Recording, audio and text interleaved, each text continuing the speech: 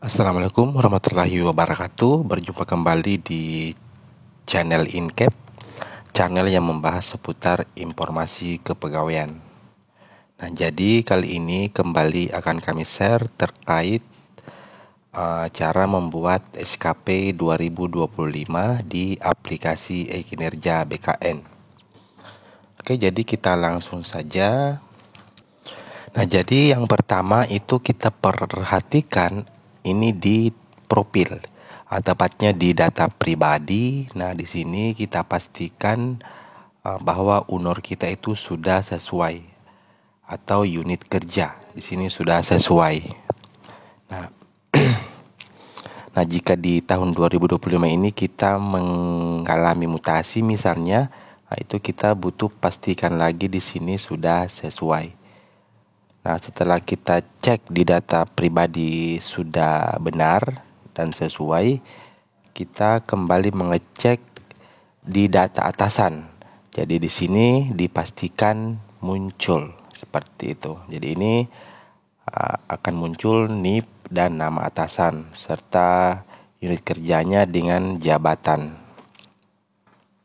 Oke, jadi setelah kita semua sudah dipastikan, itu barulah kita lanjut ke langkah berikutnya, yaitu ditambah periode SKP di sini. Nah, jadi di sini akan nampak daftar SKP yang sudah kita buat di tahun sebelumnya. Jadi ini yang paling atas adalah SKP tahun 2024 di sini. Nah, selanjutnya itu kita akan tambah periode SKP di sini. Jadi di sini kita klik tambah periode SKP. Nah, setelah kita klik tambah periode SKP, ini akan muncul form seperti ini. Nah, di sini kita pastikan kembali itu atasan kita itu muncul di sini. Karena kalau misalnya tidak muncul, otomatis kita tidak akan bisa menambah periode SKP. Karena kalau kita misalnya bawahan atau misalnya jenis SKP kita pegawai, itu harus ada RHK yang diintervensi. Itu RHK-nya atasan atau pejabat penilai kinerja. Nah, jadi kalau misalnya sudah muncul seperti ini dan sudah sesuai, barulah kita memasukkan periode awal itu. Di sini kita isikan 1 Januari 2025. Kemudian untuk periode akhir kita masukkan 31 Desember 2025. Untuk pendekatan kita pilih kuantitatif. Oke, jika sudah diisi semua, kita klik tombol OK di sini. Nah, setelah kita klik tombol OK, di sini akan muncul SKP dengan periode tahun 2025. Jadi di sini kita pastikan periodenya sudah cocok 1 Januari 2025 sampai dengan 31 Desember 2025. Ini dia masih status draft karena baru kita tambahkan. Nah, selanjutnya kita akan masuk di detail SKP di sini. Nah, jika misalnya sebelumnya ada di sini kesalahan di periodenya, itu kita bisa mengedit di sini. Oke, jadi kita lanjut dengan mengklik detail SKP. Nah, di sini di detail SKP, di sinilah kita memasukkan RHK atau rencana hasil kerja di sini. Nah, di sini di bawah di sini semua akan muncul data kita, kemudian ada di sini pejabat penilai kinerja. Di sini juga ada muncul jenis pegawainya. Ini pegawai karena ini sekarang yang saya buat ini adalah SKP bawahan seperti itu. Jadi misalnya Bapak Ibu itu struktural, berarti di sini harusnya yang muncul adalah jenis pegawai di sini pimpinan. Jadi itu yang perlu kita perhatikan. Kemudian kita akan lanjut menambah RHK di sini. Kita tambah RHK. Nah, di sini ada di sini rencana hasil kerja atasan yang diintervensi. Nah, ini tadi yang saya bilang di awal, kalau misalnya atasan kita belum mengerjakan SKP-nya, otomatis di sini akan kosong. Tidak akan ada yang kita intervensi. Nah, ini karena sudah ada, jadi kita pilih yang mana yang sesuai dengan hasil kerja yang akan kita buat. Nah, di sini kita pilih misalnya terlaksananya koordinasi penyusunan dokumen RKA. Nah, di sini kita pilih jenis RHK utama. Nah, di sinilah kita masukkan rencana hasil kerja. Jadi di sini kata-katanya itu kata-kata hasil ya, jadi bukan kata kerja. Jadi kita buat di sini tersusunnya dokumen RKA SKPD. Nah, setelah itu kita klik tombol OK di sini. Nah, seterusnya jika RHK sudah terbentuk, kita menambahkan lagi indikator. Jadi di sini kita tambah indikator muncul seperti ini.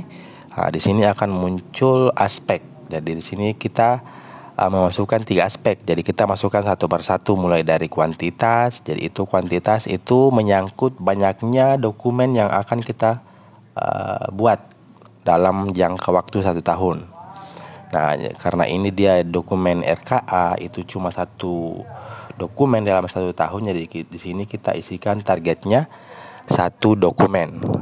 Kemudian kita OK. Kita tambah lagi untuk aspek kualitas. Nah, ini kualitas menyangkut presentasi dari dokumen yang telah kita buat tadi, itu kita targetkan 100%. Setelah itu kita OK. Ini terakhir kita tambahkan aspek waktu. Jadi di sini tingkat ketepatan waktu itu kita targetkan selama 12 bulan karena ini adalah rencana SKP tahunan. Seperti itu. Kita klik OK lagi. Nah, jadi di sini nanti akan muncul seperti ini. Jadi ini RHK yang kita intervensi dari atasan. Ini rencana hasil kerja kita atau RHK yang kita input tadi. Inilah aspek yang kita inputkan satu persatu untuk tiap RHK. Jadi di sini untuk satu RHK itu aspeknya ada 3. Mulai dari aspek kuantitas, kualitas, waktu. Nah, untuk RHK yang berikutnya itu kita ulangi tadi langkahnya mulai dari tambah RHK, kemudian kita tambahkan ketiga aspek ini.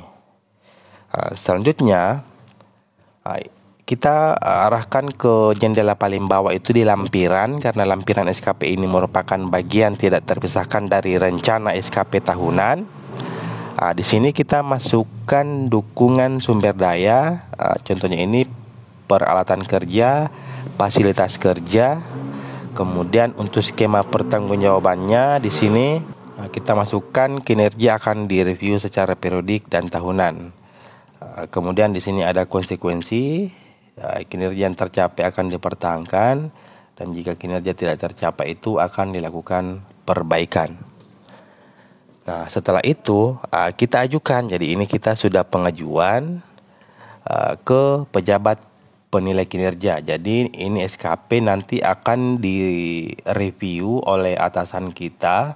Selanjutnya akan diberi ekspektasi untuk berlaku, nanti ekspektasi khusus pimpinan, dan terakhir akan disetujui. Nah, setelah disetujui, barulah kita bisa membuat penilaian.